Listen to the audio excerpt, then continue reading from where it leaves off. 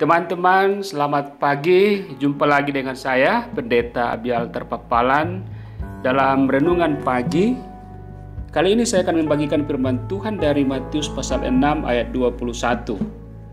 Karena di mana hartamu berada, di situ juga hatimu berada. Teman-teman, semua yang kekasih dalam Tuhan Yesus, firman Tuhan ini singkat dan berbicara tentang hal mengumpulkan harta. Ternyata dalam firman Tuhan dibedakan dua harta. Yang pertama, harta di bumi, ya, dan juga harta yang disebut yang tidak dapat dirusakkan oleh ngengat dan karat, alias harta di sorga. Nah, teman-teman yang dikasihi oleh Tuhan Yesus, dalam kehidupan kita pada zaman sekarang ini, firman Tuhan secara update menegur dan memperingatkan tentang kehidupan manusia yang cenderung hanya mengejar harta jenis pertama, yaitu harta di bumi. Nah, persoalannya adalah bahwa kitab suci kita mengajarkan juga tentang harta di sorga. Artinya bahwa firman Tuhan ingin mengajar kita, mengingatkan kita untuk menyeimbangkan antara mengumpulkan harta di bumi atau mengusahakan harta di bumi dengan mengumpulkan atau mengusahakan harta di sorga. Oleh sebab itu teguran firman Tuhan ini keras. Oleh karena kecenderungan dari dulu sampai sekarang dan mungkin akan berlanjut bahwa manusia cenderung melekatkan harta di bumi dalam hatinya lebih besar, lebih signifikan daripada harta yang di sorga. Oleh karena itu dalam firman Tuhan ini juga disebutkan ayat yang ke-24 bahwa ada dua tuan, yaitu tuan yang ada di sorga dan juga tuan yang di bumi yang disebut dengan Mamon. Dan oleh karena itu pertanyaannya adalah, kemana kita akan mengabdi? Apakah kepada Allah atau kepada Mamon? Nah, saudaraku, teman-teman yang dikasihi oleh Tuhan Yesus, kalau kita evaluasi diri kita pada saat sekarang ini, maka apakah memang di mana harta kita berada, di situ juga hati kita berada? Dengan kata lain, kita sudah terlibat dalam mengabdi atau diperhamba oleh mamon atau harta atau uang dan sebagainya. Nah, sebut saja contoh yang sederhana. Sudah ada orang yang tidak bisa tenang kalau HP-nya tidak dipegang. Bahkan kalau kita lihat, amati dan mungkin diteliti atau diperteliti dalam situasi ibadah, ketika kita masih bisa ibadah di gedung gereja secara onsite, itu kadangkala ada orang yang sementara beribadah, sementara mendengarkan firman Tuhan, juga bermain HP atau melihat HP-nya.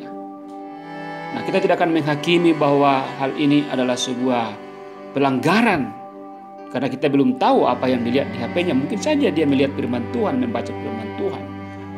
Tetapi di dalam kehidupan rumah tangga misalnya, sudah ada bukti bahwa ada rumah tangga yang berantakan oleh karena persoalan handphone, persoalan teknologi komunikasi. Ada orang yang bercerai karena komunikasi yang tidak sehat di dalam HP. Ada juga orang yang menipu melalui alat komunikasi, yaitu HP. Ada orang yang membunuh melalui komunikasi di HP, membangun jaringan kejahatan melalui harta yang satu ini. Nah, saudaraku, inilah yang dimaksud dengan firman Tuhan, bahwa kalau hati kita, perhatian kita, bahkan iman kita sudah terpaut kepada harta di bumi dan tidak mengingat dan tidak mengusahakan pertumbuhan pengembangan harta di sorga, yaitu ketaatan, iman, percaya, dan pengabdian kepada Tuhan, maka sesungguhnya kita sudah berada di dalam perhambaan oleh Mamon. Yang benar, saudaraku, adalah bahwa harta adalah sarana untuk mengabdi kepada Allah. Makanan dan minuman adalah sarana untuk menguatkan jasmani kita yang ujung-ujungnya dan tujuannya adalah untuk hormat dan kemuliaan bagi nama Tuhan, beribadah kepada Tuhan. Harta juga harus digunakan untuk membantu teman-teman di dalam bencana, baik gempa bumi, banjir, dan sebagainya. Janganlah kita menghimpun harta hanya untuk diri kita sendiri, keluarga kita sendiri, kerabat kita sendiri. Sebab kalau demikian, maka peluang untuk diperhamba oleh Mamon, peluang untuk tidak menyeimbangkan, mengusahakan harta di bumi dan harta di surga itu akan terjadi. Dan oleh karena itu, kalau berbicara tentang kemanakah kita akan pergi setelah kita meninggalkan dunia ini, tentu jawabannya adalah surga. Dan tentu kita tidak akan membawa ruang kita, tidak akan membawa HP kita tidak akan membawa mobil kita ke surga. Yang kita akan bawa adalah iman dan percaya.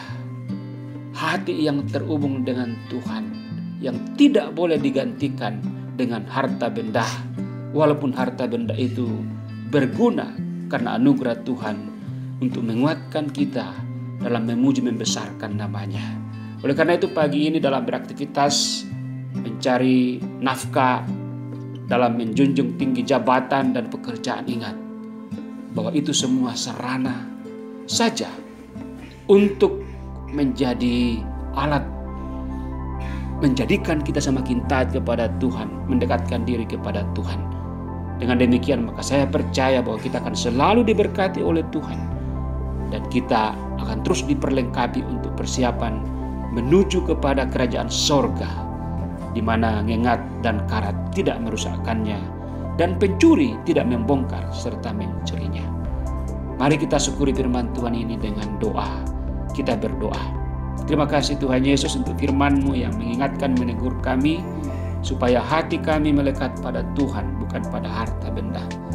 Dan dalam mencari harta benda, nafkah hari ini, kiranya firman Tuhan ini juga menjadi pedoman kami, menjadi semacam arahan dari Tuhan untuk lebih baik dalam menyeimbangkan antara mengusahakan dan memelihara harta di dunia dan juga harta di sorga.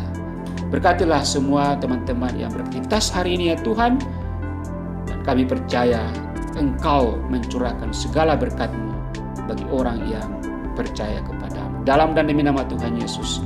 Amin. Teman-teman, demikian firman Tuhan. Selamat beraktivitas kembali.